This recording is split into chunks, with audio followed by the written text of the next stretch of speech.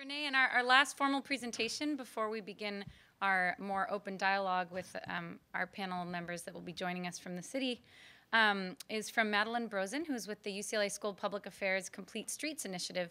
And she'll give us kind of an even bigger picture of where we could go as a campus and teaming up with the city and what a vision could be. So. Great. Well, thank you all very much for inviting me here. A little bit kind of on background in my work. Personally, I'm really happy to say I'm a car-free Angelino. So, this is a subject that's really just near and dear to my heart generally as a person that, travels throughout Los Angeles without the aid of my own car. So a little bit about the work that I do personally at the Complete Streets Initiative. Our initiative is a joint in Denver of the Luskin School of Public Affairs, the Lewis Center, and the Luskin Center. And this really came about last year. We had a really excellent Complete Streets conference. We were able to leverage the momentum from that event to create a whole initiative around that. And what our initiative is doing is a combination of applied research, academic research, and public engagement and education to kind of develop the Complete Streets ideas and promote them in the area. We're actually having our second Complete Streets event this Friday. I'm very happy to say it's sold out. Unfortunate for those of you that are not registered, but I encourage you to sign up on the Lewis Center or the Luskin Center websites for our mailing list to find out more about our events in the future.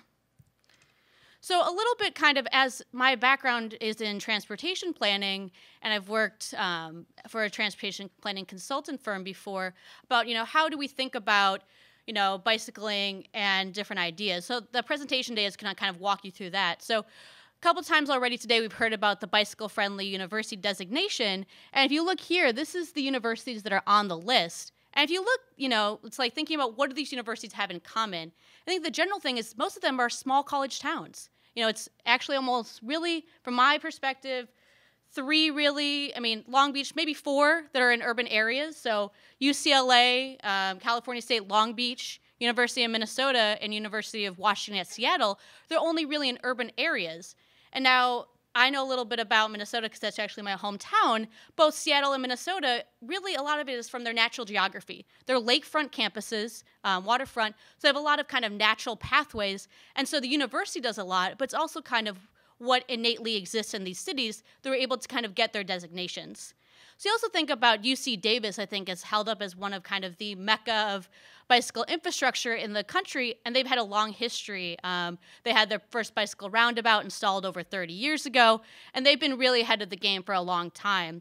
And then we think about, how can we kind of learn lessons, because the city of Davis itself is only 10 square miles. We think about the city of Los Angeles is 500 square miles. So just to get a little bit of perspective, I'm going to kind of walk through some ideas of what I know about bicycle and transportation planning to kind of think of recommendations to how we would like to make UCLA a more bike-friendly area. So I think we've talked today about the challenges about doing this at UCLA, the topography. Also really, is the traffic, but if you look at the streets that border UCLA, they're all pretty much major arterials. So you have Wilshire Boulevard, and actually we have the highest average daily traffic in the country, pretty much at Wilshire and the 405, 120,000 cars a day go through that intersection. Yeah, it's a pretty staggering figure. But then you look at Sunset Boulevard, really high traffic speeds. And then, so it's like the kind of the environment that's around the campus is challenging. So I think that there's a variety of things that we can do both within campus and outside of campus to really think about making a more bike-friendly university. One is thinking about, I think it's really encouraging what the city is doing to put forward the bicycle master plan, but what do we really have right now? And what are kind of ways that people already get around? So I think signage for existing routes, whether it be formalized or just thinking about how people do travel. So this is actually a sign from the bicycle boulevards in Berkeley. And they're kind of just directional signs, so if you're coming along a neighborhood or some kind of street that's very nice to travel by bicycle, how do you get to Westwood? How do you get to North Campus, to South Campus? So thinking about just awareness and wayfinding as a tool to make a more bicycle-friendly area. The other thing I think is really important, and I don't want to discount the bicycle infrastructure we have now, but thinking about dedicated bike facilities. A Shero is kind of a combined facility, and especially for people that are new cyclists, a dedicated facility, a bike lane, and then even upgrading from there is really going to get more people. It's safer. You think about, a lot of the staff. you know, UCLA is a small community. It's not just a bunch of young 20-somethings that are all really safe. So we had to think about how can we use a variety of treatments, integrating into the network, which I'm really excited that transportation has worked with the city to recommend things. But I think there's other kind of non-engineering things like encouragement, enforcement, and then just lastly kind of thinking about dedication to this movement. So as kind of people that know my background, I'm a big map geek, and I think the availability of information is a really great tool to figure out how to express people to get to campus. So I live in Koreatown, and I actually usually take the bus here, put my bike on it, get off in Beverly Glen, and then kind of have this weird way that I wind about, and then I'll bike home at night. And this is the kind of route I go, pretty much missing all major arterials. The great thing about city grids, there's usually streets that parallel major arterials that are nice and slow. So I'm really glad to think about the buddy program that can pair people up. But if there's just a website thinking about, well, how do you get to campus? When I was actually a master's student in the planning department, I lived just south of Wilshire. And my roommate, who was not exactly as comfortable, like I would kind of go up West home, but she wasn't really as ready for that pretty serious hill if you've done it for a good 3 blocks. So she had a different way where she kind of wound through the neighborhood. You know, it was maybe 5 minutes slower, but it was more comfortable for her. So that's one way to think about creating a bike-friendly university, is just thinking about availability of information and sharing, you know, the different routes people get here. Now, this is a picture from MIT campus in Boston. And they're, if you remember, they're actually not on the bicycle-friendly university list.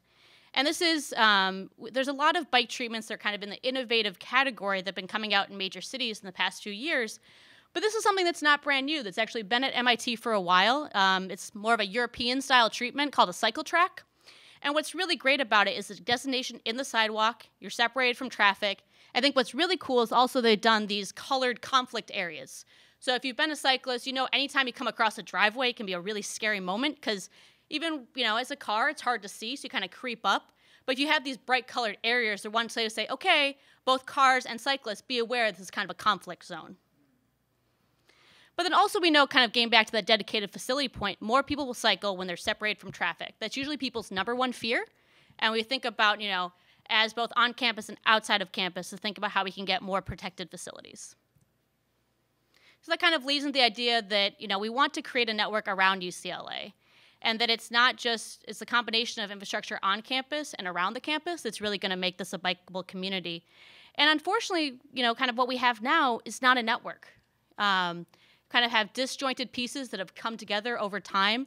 And that's really one thing to think about, is how can we put these pieces together to really create a real network and not just little green lines that don't connect to things.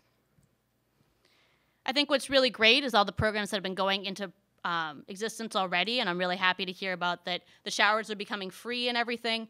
But there's more encouragement that can be done. I think this event is a great beginning of that. But if you look at other campuses, one I think that was really exciting, rather than even a bicycle loan program, because think about how many students are on campus, 90 bikes is a very kind of small percentage of that.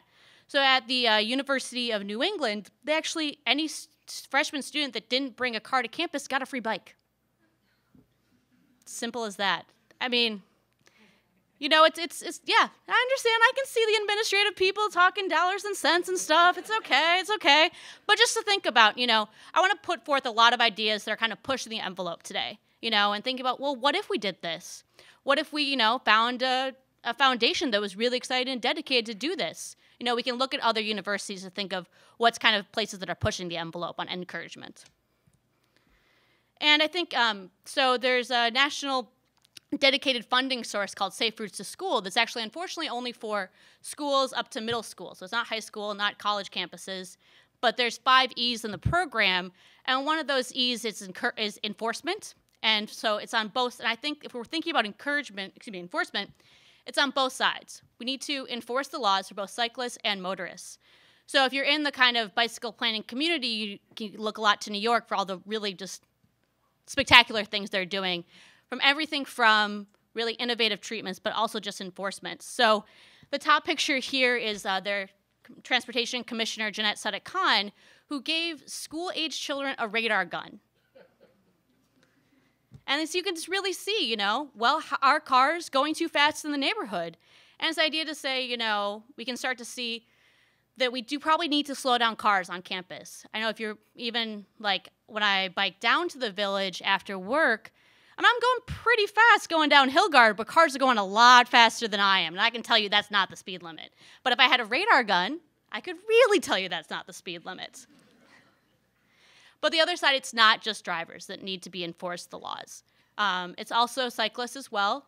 I know that there's a big part. So there's another great campaign in New York called Don't Be a Jerk by John Leguizamo. And it's like, you know, they just like show him biking around on the sidewalks. And it's like, hey, don't be a jerk. A really awful movie reference if you know it. But the idea is that, you know, enforcement comes from both sides. And lastly, I want to close just thinking about dedication. That we're really happy to have this event today. I'm, you know, very pleased to be a part of it. So this picture is actually a bike school parking garage in Amsterdam. It holds like, I think, 2,500 bikes. If you've been there, it's just kind of even hard to fathom. But, you know, we want to think big. We want to think about how we can push the envelope at UCLA, how we can push the envelope in the city of LA. And I just really want to encourage everyone in today's event to really stay dedicated. I know it's really easy kind of as students to think, well, I'm only going to be at UCLA for 2 years, for 4 years. How is, you know, worth my time? But just to really stay dedicated to both creating a bicycle-friendly LA and UCLA. With that, I want to close and thank you. Thank you.